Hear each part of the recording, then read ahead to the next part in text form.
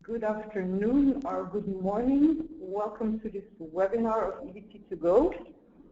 My name is Anne Bergmans. I am project manager of Jena Solutions.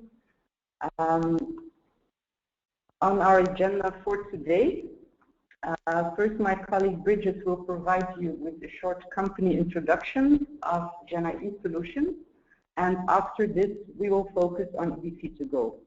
I will give a demonstration and an overview of our platform. I will show you how easy it is to start building your CRF. I will talk a bit about some new features we have, such as admin and copy questions, and we will have a look at what a CRF looks like for end users. And after that, we will have a look at what a data export looks like after data entry has been done in your study. Before we get started with the demo, please note that you are muted, so we are not able to hear you. On the right-hand side of your screen, there is a chat box. Feel free to type your questions over there during the session. I will take some time during the demonstration to have a look in order to respond to questions raised. And at the end of the demo, we will foresee some time to respond to any additional questions you might have. Because we would like to get to know our audience a bit, we will ask some poll questions during the course of this webinar. I will tell you when they will be visible. You just have to answer it by clicking a radio button, and after that we'll just continue with the webinar. But first I would like to introduce you to my colleague, Bridget Bruce. She's Business Development Manager of Jena Americas. She's calling in from the United States, and she will give you an introduction about Jena and Jena Solutions. Bridget, I give the word to you. Good morning, everyone. Thank you for taking the time to attend this webinar this morning. We're delighted to be able to share our very exciting eSolutions platform with you.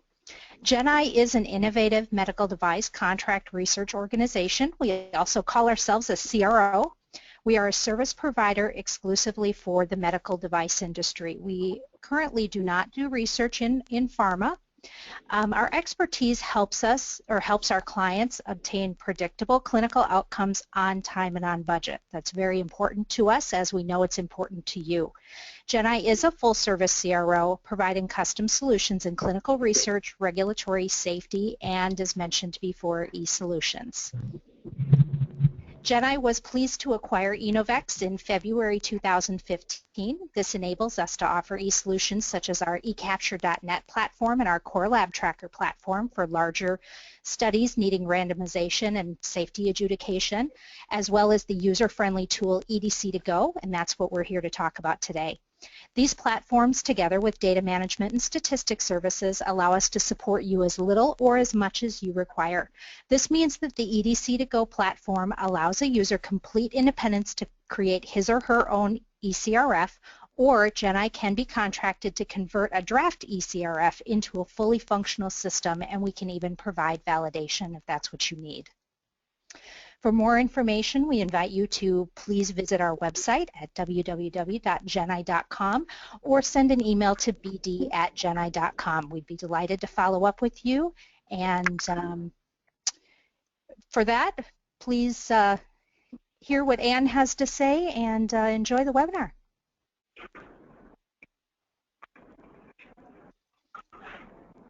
Thank you, Bridget. I think that the screen just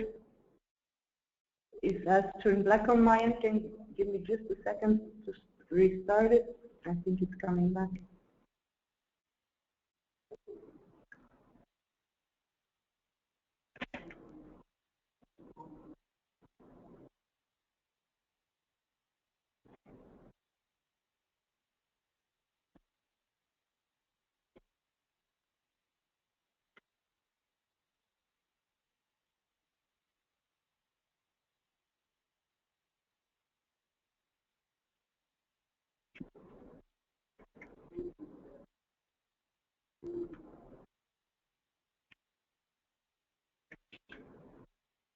Okay, so as Bridget also mentioned, we're here to talk about edc2go, our platform that allows you to build your CRF yourself without involvement of any other parties. Maybe one of you has a very straightforward trial coming up, and perhaps you're thinking about using paper CRF. In this case, edc2go may just be the product for you. With edc2go, you are in full control. You can build and manage your study yourself without any involvement from our side. You can use an intuitive drag-and-drop system, and you can set up a study in a matter of hours instead of weeks or months. Even so important is the transparent pricing of edc2go. You can simply choose a pricing plan and decide if you would like to pay on a monthly or yearly basis. The fee of the plan depends on the number of studies, CRF versions, users, and storage. The pricing starts from $99 per month. If need be, you can use sliders on our website to customize your pricing plan for the number of users, storage, or number of CRF versions. There are no setup costs, no hidden fees, or any additional charges. Next to that, we will always back you up with support. We have a support mailbox and a support button on the website, so you can always contact us in case of questions. And we can also get you started with training sessions. If you look at the website at the training part, you can see that we provide a number of training sessions via web or face-to-face. So please consult the website for more information about that. If you haven't tried edc2go yet, feel free to do so after this webinar. You can sign up, and the first 30 days are for free. You don't need any credit card. You just need to enter your email address, and you can get started for the first 30 days.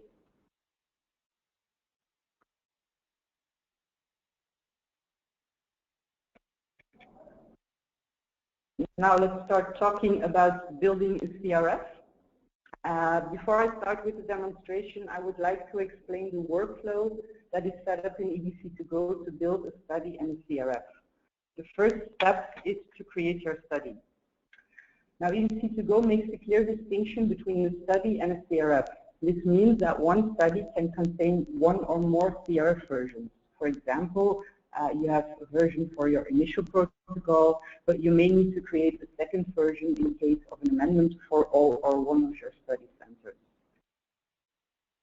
After study creation, you will start by creating the initial version of your study CRF. Your study CRF has 4 statuses: design, UAT, published, and on hold. When you start building, you can easily switch between design and UAT to build your CRF and to do the testing of the front end. Once your CRF is ready, you can publish your CRF and you can start collecting live data. After your study is published, you cannot go back to design or UAT, so if you need to make any changes to your CRF, you need to create a second version. When your study is published, you can, however, place it on hold temporarily or indefinite, and you can also change back from an on hold to a published status. This is the workflow that we will now also see during the demonstration, and I'll just move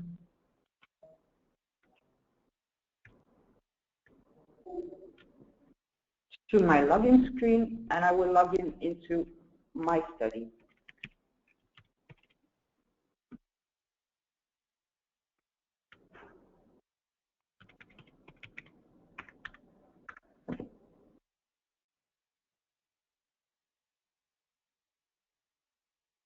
Okay. The first screen you see is my dashboard, and you can already see that I have 3 studies in my account. Now we're only going to work with my registry. This is a new study I created this morning. It has no CRF yet, and what we see here is the home page, and it's divided in different tabs, and the tabs are also visual on the page. So we have the settings tab, in which you can adjust the name of your study and add some specifications about your study. A centers tab where you can create your centers and manage them. You can set up notifications. Those are email notifications that can be sent to certain users or profiles depending on certain data entry into your study. You can view some basic reporting, creating CRF, of course.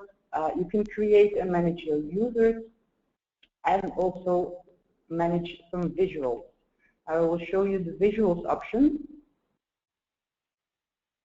in which you can, if you don't like the orange and the gray that edc2go provides to you, you can create your own study colors. You can upload your own logo. As you can see, I uploaded here a navigator logo, and here there are the colors. If I would like to, I can change my color, for example, into purple or another color, and you can see below how it would look like at the front end.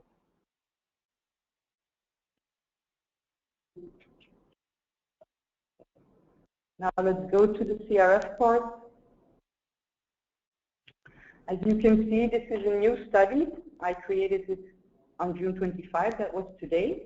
And I'm looking at my initial version. It has status design, and I don't have any centers yet. If I hover over design, the system will already tell me that I don't have a CRF structure yet, and I have to click the edit button to start creating. So that's what I'm going to do. I'm going to click the orange edit button, and we can see an empty page that we still need to fill. Now there are 3 ways to get started with creating a CRF. If you look here, we can just start from scratch and start creating visits and forms. We can use the library, which I will show you later on, or we can start from a template. The library you can use when you have already created some CRFs or studies, and then you can reuse all that you have built before and drag and drop it into your study. If I would like to start from a template, I can jumpstart my design by using a template that is as a standard in edc2go. It holds a collection of visits and forms that occur mostly in general studies and CRFs. If you have that template, you can remove the things you don't need, or you can add or edit whatever you do need. I'm not going to use the template now. I'm just going to start from scratch, and I need to do this by creating a new visit. I'm going to give it a name.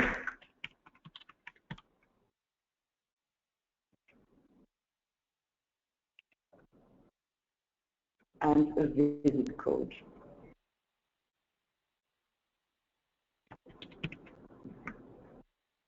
I don't have to give it a visit code. If I leave it empty, the system will provide with an automated code, but I would suggest to add a code there because it will also be visible as such in your data exports. So it will be easier to find the difference, to make it a difference between the visits you have created by the study code you have added to it. If I want to, I can make a repeating visit, for example, for an unscheduled visit, but in case of screening, I'm just going to leave it as a fixed visit.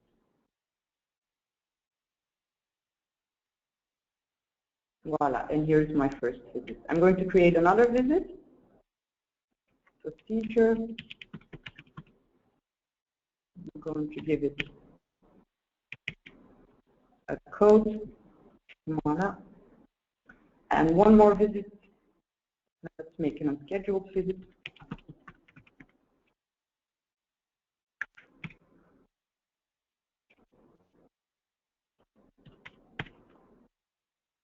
which I will make repeating.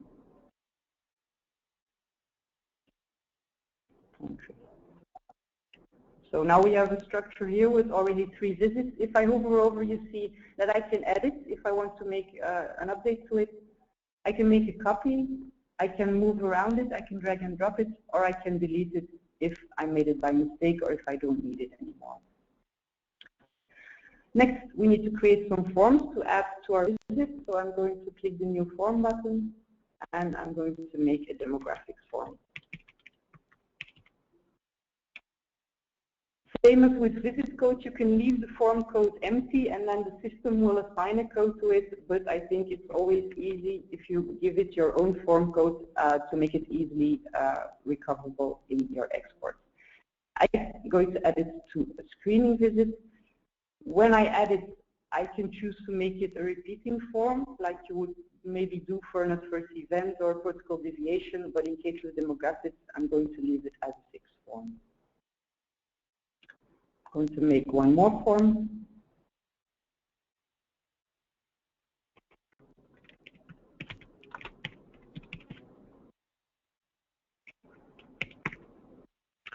And I want to have it in screening and in procedure. If we look at the structure now, we see here that my screening has 2 forms, the demographics and the vital signs, and procedure has vital signs. As you can see, the vital signs, it has the same code and the same name. This means this is exactly the same form. It's the same template that is used and linked in 2 visits. This also means that the questions I add in the vital signs will be visible in the 2 visits. If I want to have, for example, form vital signs that is a bit different in my procedure visit and I want to have extra or less questions, I cannot use the linking, but then I need to make it, and then I can create first the vital signs form and make a copy later on and move it to procedure. Now let's go to the demographics form I've created. I still have a blank page. I still don't have any questions. So to add questions, I'm going to click the elements button. And now it shows me the different question types I can enter. I can enter a single line of text, multiple choice or a radio button, checkboxes, a file upload, paragraph text dropdown, date, or label. We'll look at all of them, but I'm just going to start with a date.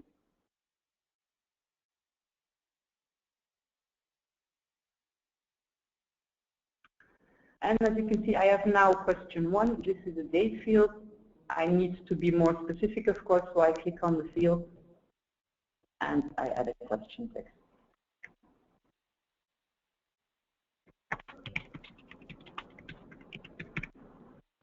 Again, with the question code, the system will give each question its unique code. It starts with question 1 and it starts counting when you create your questions. But again, here, if you like, you can create your annotation here.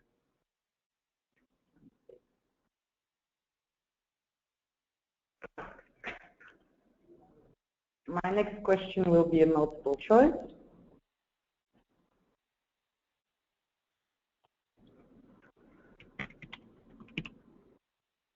Gender, and I have 2 options for gender. I need to specify them in the code list. So I have male and a female. And if I like to place them on horizontal, I can check also the column and save the question. Now, maybe in case if I have a female subject, I would like to know if a pregnancy test was done, and that I can do in the following way. I create a new multiple choice question.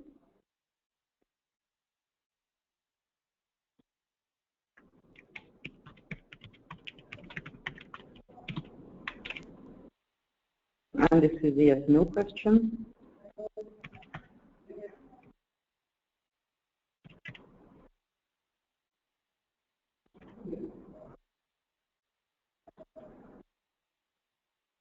Now this question should only be completed if I have a female patient. So what can I do now? I can create a sub-question. Sub-questions are questions that are only visible if a certain parent question has a certain answer. So if I click here, convert to sub-question, I can choose to show this question only if, and then I click the drop-down, if gender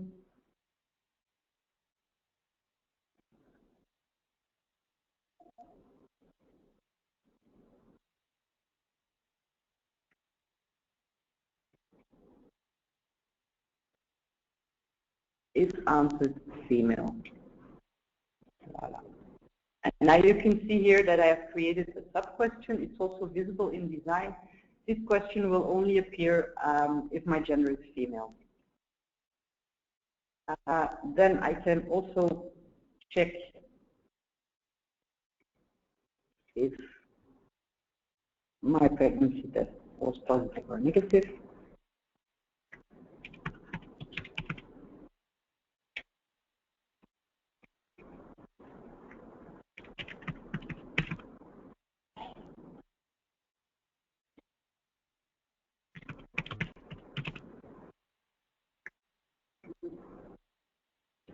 And this one, I only need to see if a pregnancy test was actually done. So I'm creating a sub-question out of a sub-question.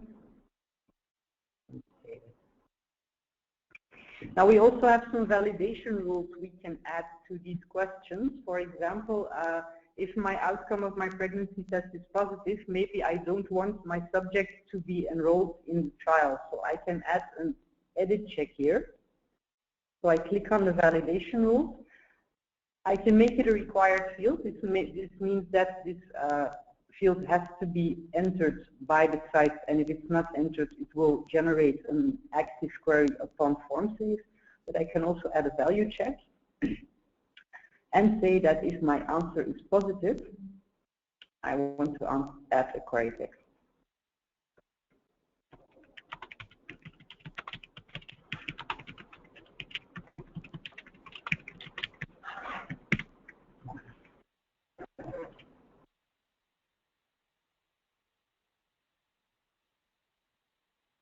Okay. And now you can already see in the interface that my required and value check are placed on this question. Moving on to vital signs for some other types of questions.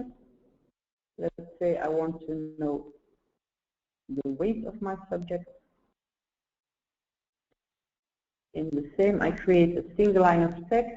I click on the question.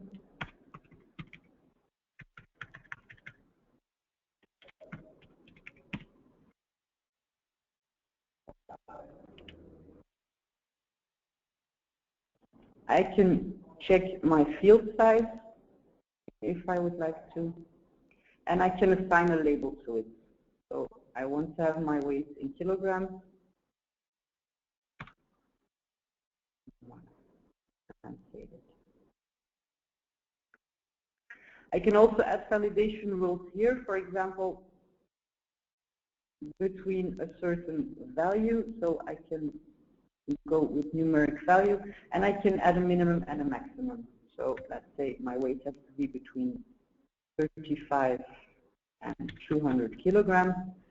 If a weight is entered by the site that is more than 200 or less than 35, it will also activate a query.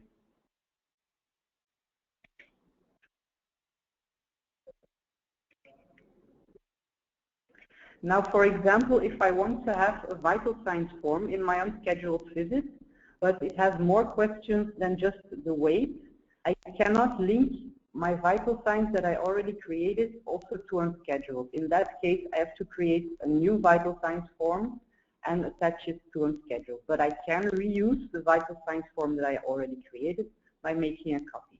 So I click on make a copy.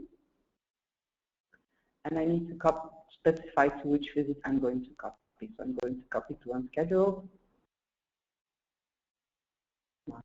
As you can see here, the form has now code F1. So now you can see that it is a different form than the vital signs form I have created for screening and procedure. It has the same content because I copied it, but it's a different form. And if I go to the unscheduled visit to my form, I can add an extra value to it.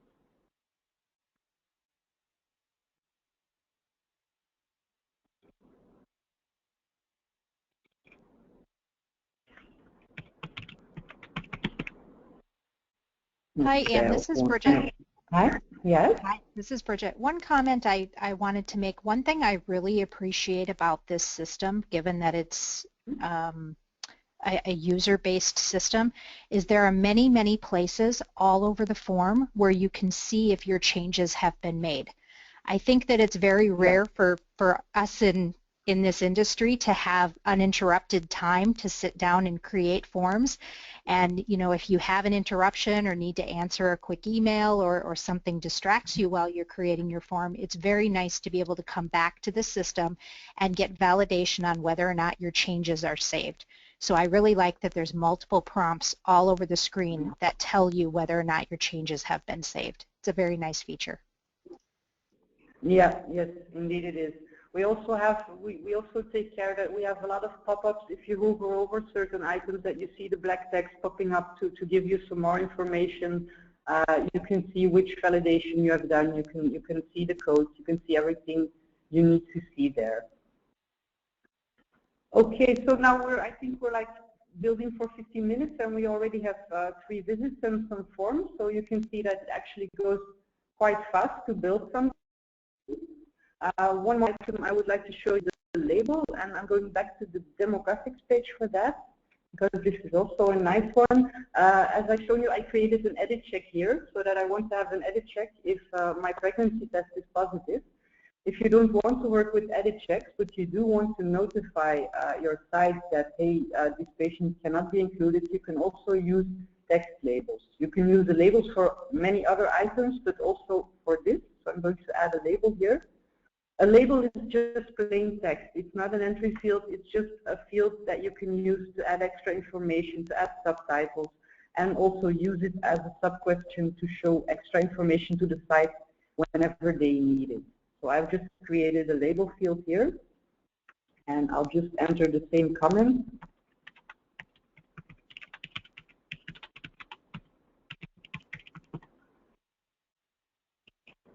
And we've just had a question come in with regard to is the database CFR Part 11 compliant? So can you answer that question, please? Is the database CFR Part 11 compliant? Yes. The system is built to be compliant.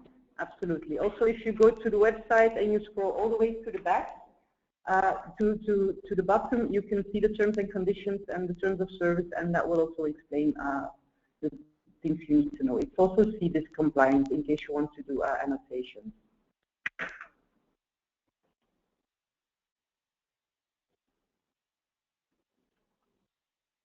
Okay, so I created the label as a sub-question, and as a nice additional feature, you can also maybe make the size a bit bigger and give it a more visible color.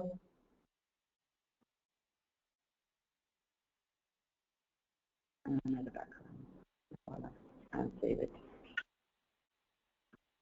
Voila, so this sub-question will also be shown if we have a positive outcome.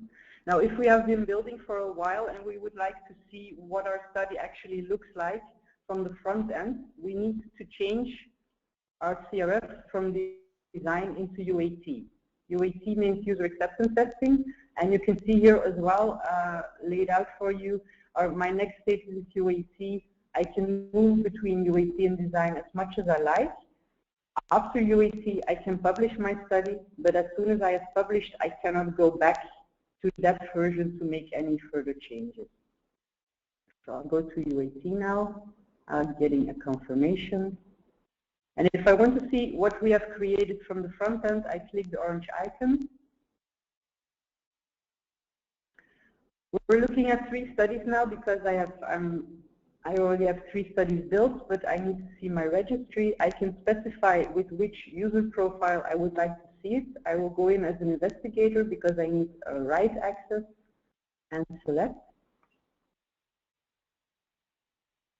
And now we see here that we have a UAT center. We have no patients enrolled yet, and I can click here to add a patient. And enroll.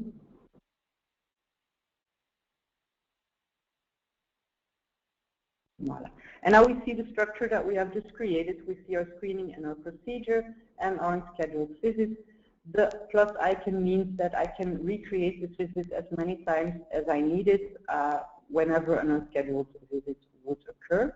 If I click on my demographics form, I will see the questions that I have created. I can enter a date of birth. Now I'm now at June 2015. Now I need to enter a date of birth that was a bit longer ago, so I can just click on the headers to move around between years and months. So my date of birth is in 1990, January 30. Let's say I am a female, and then we see that the pregnancy test question comes up. I have done a pregnancy test, and my pregnancy test was positive. You see here immediately the query popping up and my label popping up. If I were to save this form, you will see that the form will be saved with a query, and I can save the query. And this query can then be, yes? We have another question. Can you clarify if there will be one or two databases, meaning that will there be a UAT database and a production database, or will there simply be one database once all of your design is complete?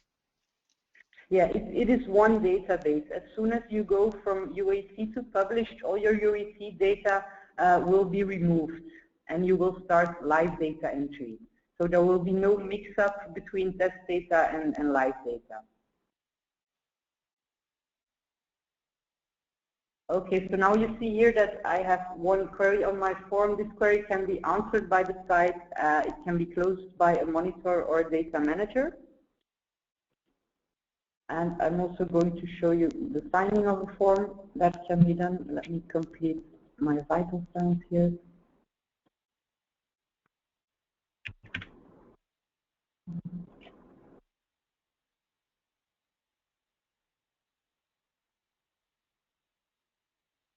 Now, as an investigator, I can sign off on the forms. I can do a batch sign to sign all applicable forms, or I can sign one by one by clicking this icon and signing. I'm not going to do this now, but I will show you also quickly what it may look like if I'm a monitor and if I would like to see my study.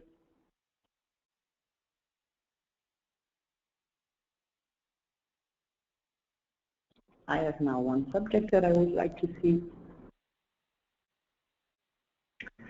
As you can see, as a monitor, I also have an option to sign. I can freeze the form, and I can also look at the queries. So if you freeze a form, it means you cannot, the site cannot enter any data anymore, but you can still have a query workflow. A data manager will be able to lock forms, and then everything will be locked also. The query management will be locked from the form. So if everything is final, a data manager can lock it. I'm going to go, yes? There's another question. Yes. Yes. Can I individualize subject IDs to other forms than 1, 2, 3? No, currently this is not yet present in edc2go. The center ID can be customized. The subject IDs for now will remain subject 1, subject 2, and for each center, every center will start with subject 1. So when you work with export, you will see that each form will show for each subject also a column for the center, so that you can link the correct centers to the subject. So you may have more than one subject 1, but you will always clearly see to which center each subject belongs. But for now, it cannot be customized.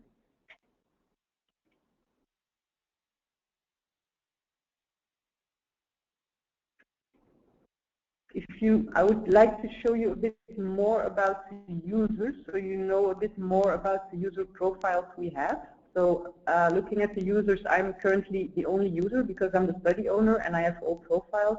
If I want to have a new extra user on my study, I can click here, new user. I need to provide with an email address, and then that user will receive an invitation to start your trial. If I want this user to help me with user acceptance testing, I need to check this box, so then the user will also have access to the UAT center. And then I need to assign a profile to my user. If you click on one of the profiles, you will immediately see their permissions. So you can see here the permissions from a study nurse, and for example here the permissions for a monitor. So it's also, these are also fixed, they cannot be customized, but they have most permissions that you would expect from a monitor and all the other users.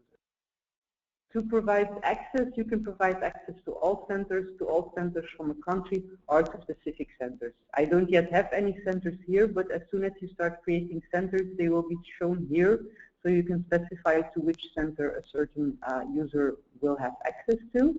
And as you can see, a user can have more than one profile. If I don't want this one, I just remove it, and only the study nurse will remain.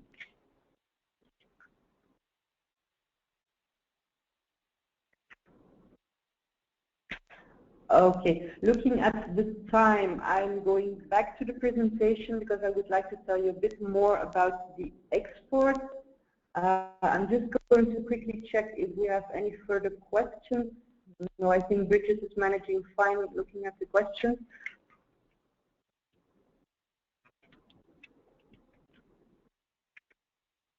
Okay.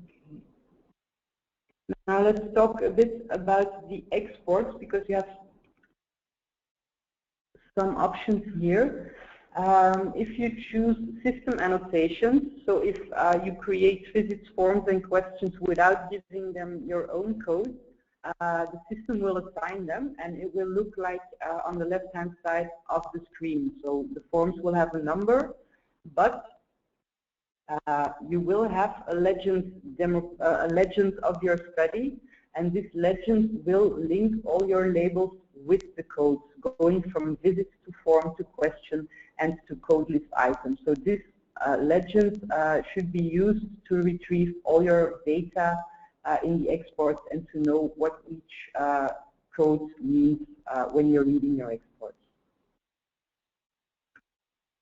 So this is still an export when you're using the system annotations. So it looks a bit like this. We have here the center name. If you have more than one version, also that is specified, and the subject ID.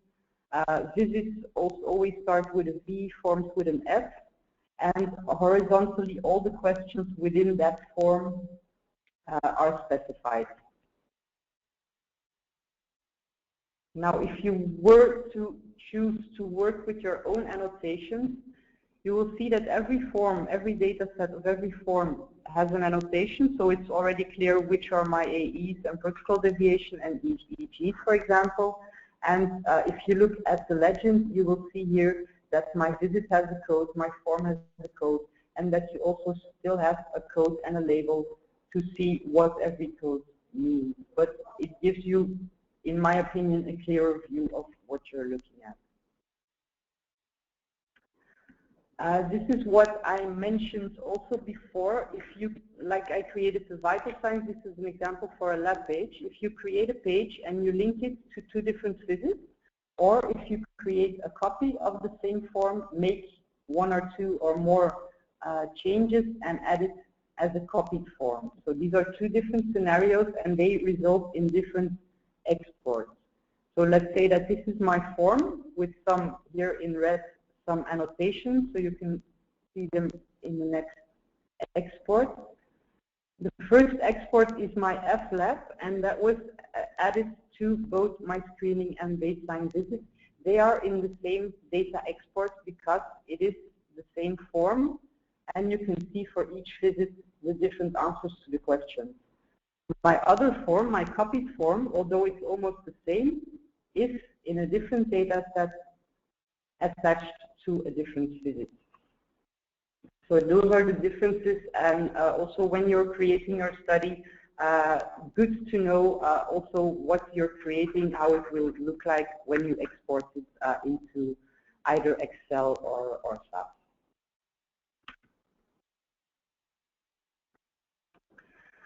I'm at the end of my demonstration. I would like to give you a few takeaways before we go to the questions. So the first thing to remember is that edc2go is do-it-yourself. You can build your own CRF, but, and that we would also like to stress, if you don't have time or if you don't have resources, we can also build it for you. Just contact us through the website if you have a project and you would like our assistance, just let us know and then we can help you for that. Training and support, if you would like a training session, look at the website or contact us via the email address bb@genai.com. And very important, if you would like to have a test run, please don't hesitate to sign up. We have a 30-day free trial. You don't need credit cards. You just need to enter your email address and you're good to go. Do we have any further questions? I see I'm just going to look. We do have one additional question, Anne. Can UAT data be exported? Yes, absolutely. As long as you're in UAT, you can export the data in the same way as you can export a live study. Let me quickly go back to the study. I will show you where to create an export. If you want to create an export, you go to your studies. As study owner, and yeah, I have 3 studies here, and here is the export button. So if you click here, you can export to Excel, you can export to SAS, and you can export the audit trail. We have created a separate export for audit trail because that's mostly a lot of data that you don't always need. So if you want to have audit trail on all entries, changes in statuses, changes in queries, it's also exported via an Excel file. And you can do it while you're doing your ET and for your live study. And there's 2 more questions. Are there Yes. standard reports out of the system? Are there templates or standard reports to use? Yeah, we have some 2 standard reports. I'm going to check for a study that already has some data in it to show you.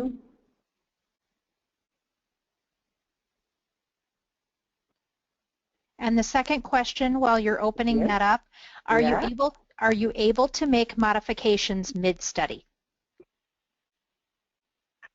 Yes, you can, absolutely, but then you need to create a new CRF version.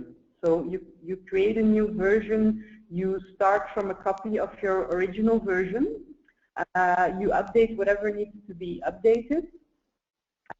You need to take some items into consideration, like for example, if you change a repetitive form into a fixed form, you need to take care if you delete questions between versions, you need to see that you don't lose data. But when you create a new version and you publish the new version, you can migrate the data that was entered in your first version into your next version. So that is possible.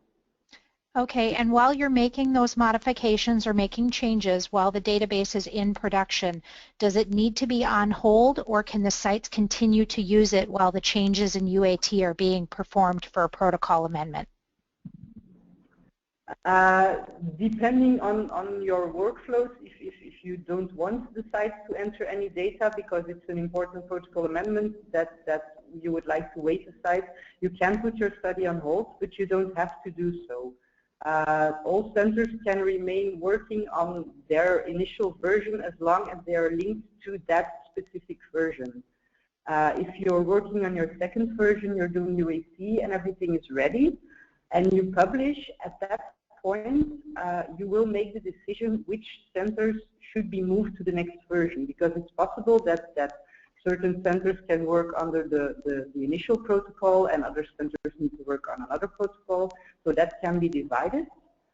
During the time of data migration, centers will automatically be locked for data entry, and that is to make sure that no data is entered into the system while it's migrating. So that's a precaution from our end. But the option to put the study on hold for data entry is up to the study owner. Okay, great, thank you. Is it possible to see an audit trail on each field, or is it necessary to make a full export to see one single field audit trail? You can see on the front end of the study, on each question is a magnifying glass. I will show it to you after I've shown the report, and that will give you the audit trail per question. And you can also see the audit trail performed, but that's on the front end of the study. If you want to see an overview, it's best to create an export. To get back on the reports of one of the previous questions, we have some standard reporting here. So we have here an enrollment per center, and you can click on the center to see an enrollment flow of that certain center in the course of time. And also for each center at once. We have a data entry report that shows you the progress of data entry of your CRF. And I have a lot of data in it, so it's probably loading. Yeah, so here it is. So this gives me the number of all data complete with missing data and no data yet for all my studies. And I have a queries list. The queries list provides you a listing with all queries of all the centers you have in your study or you have access to. You can search and filter in that list, and oh no, not in this query list. I'm sorry. This is just the query performance per study, per version and per center. What I wanted to show you about the query list I was talking about is the one on the front end.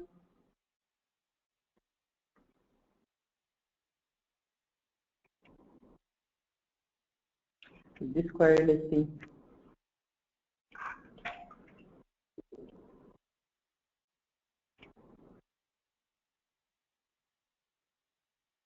We're in a study that doesn't have queries. This is the study we just built. Let's go back to the other one.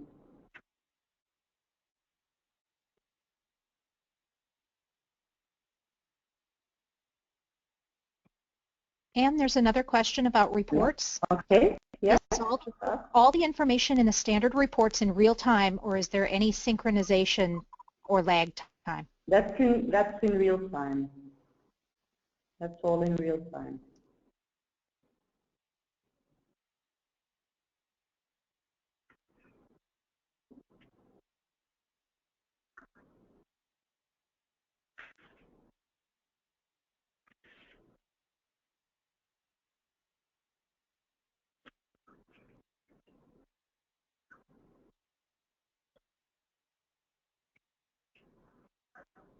I have, in the meantime, my list is loading. Another question, if I can delegate tasks in my study. We currently have the sub-admin feature. This means that you can invite users not only to perform data entry for your study, but also to help you to build the study. You can use sub-admin and you can invite the user and specify what this user should be able to do. So you can give them the task to build.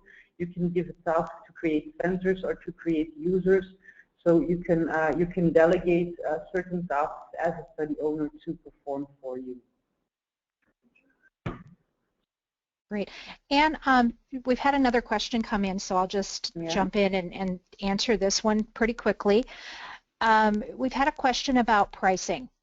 So one of the benefits of edc2go and creating your own eCRF is for smaller projects where having a big database is cost prohibitive, sorry. We do offer the free 30-day trial, and there are no restrictions during that trial period. So while you're in your evaluation period, you do have full system functionality and can invite users. If you choose to convert to a full license, there are a couple of different options. The entry-level option is $99 per month, and so for less than $1,200 per year, that gives you the option to have one project and invite up to 25 users. If you choose to go up a level to 3 projects and more users, that price point is $199 per month. So it's a very affordable option for smaller projects. We're seeing people use these for first-in-human studies that have a very small number of patients. We're seeing people use this even for marketing departments that are using this system to validate functional requirements as they're looking at, at making changes to a device or accessories or things of that nature. I like to call it clinically credible SurveyMonkey because it's as easy to use as a SurveyMonkey type platform, but it is clinically credible. It is intended to be CFR Part 11 compliant, and it gives you the option to have the full audit trail.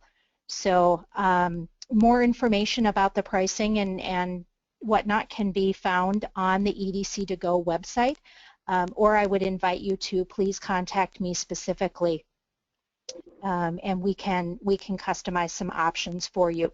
We do realize as well that even on smaller studies like this, that people go into it with great intentions, and they have every intention of creating their own CRF, and then they realize, especially in smaller startup companies, that they have many other commitments and unfortunately don't have the time. So GenAI can be contracted to help you build your CRF. What you would do in that situation is you would assign us as a sub-admin, and you would send us a draft copy of what you intend with your eCRF, and then we would work with you to build your eCRF on this platform. And Anne, this is a question for you. How many CRFs are allowed for the one project $99 per month price point? That is one study and 3 CRF versions. Great. You can consult them also on the website. All the details about what is allowed per pricing plan is also on the website. But you can customize it if you would like to stay within the basic pricing plan. But for example, you just need a few more users, and there's no need to go to the professional pricing plan. It may be beneficial to adjust the number of users and see what the pricing is if you stay within the same pricing plan. Great. And we had one more question. I keep using the term us, and so what I mean by that is edc2go is one of GenAI's eSolutions platforms. So edc2go is the name of the product that is owned by GenAI. So the contract that you would have if you wanted our help to develop your eCRF within this system, the contract would be between you and with GenAI.